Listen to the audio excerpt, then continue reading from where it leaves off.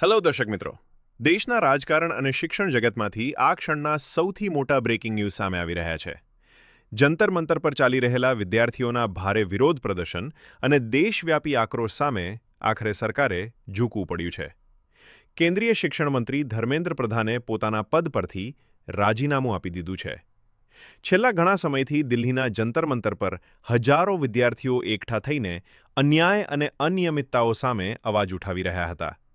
રાત દિવસ ચાલેલા આ વિરોધ પ્રદર્શનમાં વિદ્યાર્થીઓની એક જ માંગ હતી: શિક્ષણ વ્યવસ્થામાં સુધારો અને જવાબદારો સામે કડક કાર્યવાહી. દેશભરમાંથી આ આંદોલનને ભારે સમર્થન મળી રહ્યું હતું, જેના કારણે સરકાર પર સતત દબાણ વધી રહ્યું હતું. વિદ્યાર્થીઓનો આક્રોશ એટલો વધી ગયો હતો કે વિપક્ષ પણ આ મુદ્દે સતત સરકારને ઘેરી રહ્યો હતો. અંતે પરિસ્થિતિને ધ્યાનમાં રાખીને અને વિદ્યાર્થીઓના વધતા જતા વિરોધને શમાવવા માટે ધર્મેન્દ્ર પ્રધાને પોતાનું રાજીનામું સુપ્રત કરી દીધું છે. આ ઘટનાને દેશના ઇતિહાસમાં સ્ટુડન્ટ પાવરની એક બહુ મોટી જીત તરીકે જોવામાં આવી રહી છે. હવે સૌથી મોટો સવાલ એ ઊભો થાય છે કે આ રાજીનામા પછી શિક્ષણ મંત્રાલયનો આગામી કાર્યભાર કોણ સંભાળશે? શું વિદ્યાર્થીઓની બાકીની માંગણીઓ પણ સંતોષવામાં આવશે? રાજકીય વર્તુળોમાં આ નિર્ણય બાદ ભારે હલચલ મચી ગઈ છે.